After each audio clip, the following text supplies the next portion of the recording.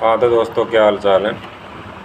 अभी विद्यार्थी 5 जुलाई को होने वाली एलडीसी की तैयारी कर रहे हैं। कई लोग सीईटी की तैयारी कर रहे हैं, वो 10+2 ग्रेजुएशन वाली। कुछ विद्यार्थी आरएस की तैयारी कर रहे हैं और कुछ इन सब की मिला के सम्मिलित रूप से कर रहे हैं। अभी लगभग 48,000 पोस्ट पे रिजल्ट जारी किया गया 4th ग्रेड का, और आरपीएससी ने उन लोगों की ज्वाइनिंग के लिए भी आदेश पारित कर दिए, लेकिन लगभग 8,000 कैंडिडेट का अभी रिजल्ट नहीं आया। अब एक बात ये सोचने की है कि यदि इनको ज्वाइनिंग दे देते हैं और इनका प्रेफरेंस के हिसाब से इनका मनपसंद गृह जिला वगैरह कुछ मिल जाता है, तो एक तरीके से देखें तो सब कुछ लॉजिकल सिस्टमेटिक चल रहा है।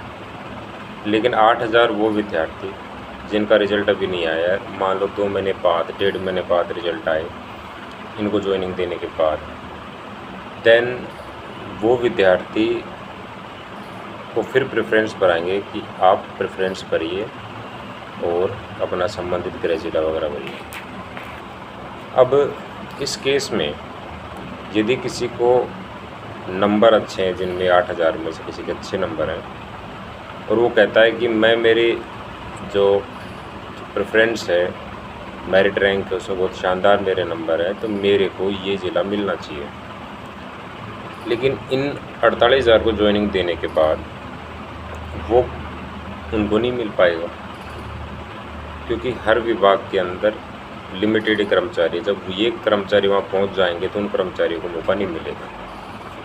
तो ये जो कर्मचारी हैं, ये जो 8,000 जो लोग हैं, मैं गारंटी से कह रहा हूँ इनमें से बहुत सारे लोग संतुष्ट नहीं होंगे, वो कोर्ट जाएंगे, और कोर्ट जाने के बाद ये जो 48,000 का रिजल्ट आया है इसको प्रभावित करेंगे, तो दोबारा से सम्मिलित रूप से निकालना पड़ेगा।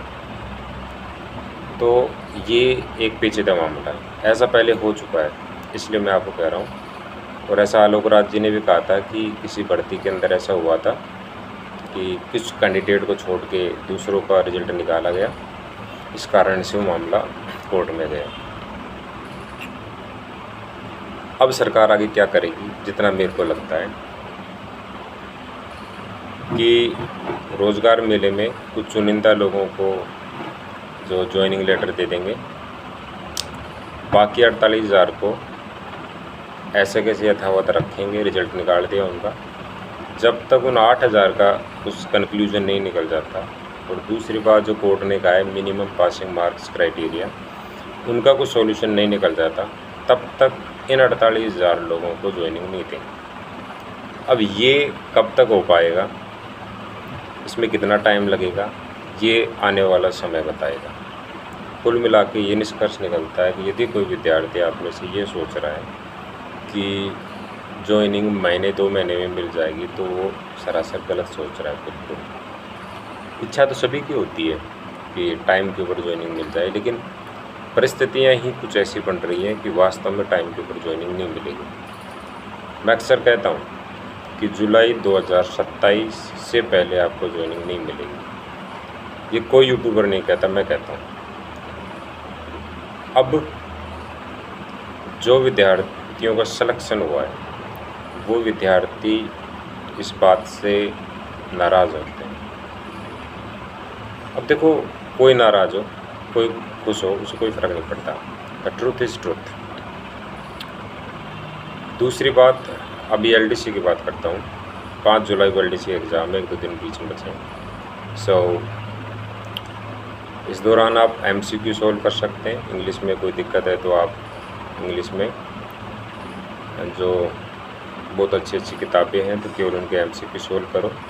मैथ में अक्सर लोगों को दिक्कत आती है, विशेषकर लघुगणक जैसे टॉपिक होते हैं, ट्रिग्नोमेट्री होती है, अलजेब्रा होता है, तो कुछ लिमिटेड टॉपिक की मेन चीज़ देख लो कि आसान सवाल आ गया तो मैं कर दूंगा, अदरवाइज इसको लीव करो, टाइम नहीं है नए सीखने के लिए।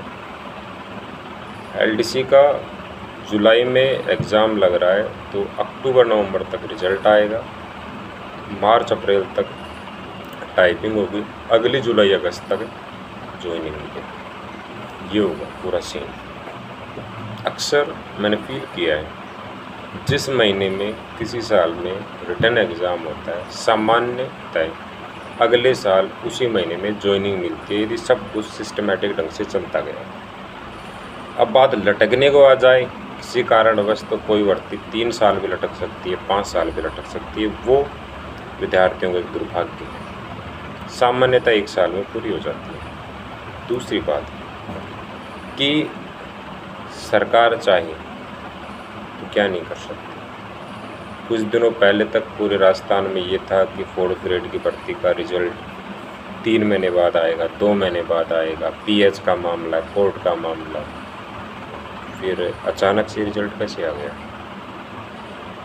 सरकार विभाग चाहे तो किसी भी भर्ती को कितनी भी जल्दी पूरा कर सकते हैं, पूरे संसाधन हैं इनके पास। खैर, अब मेन काम की बात तो यही थी। जय हिंद।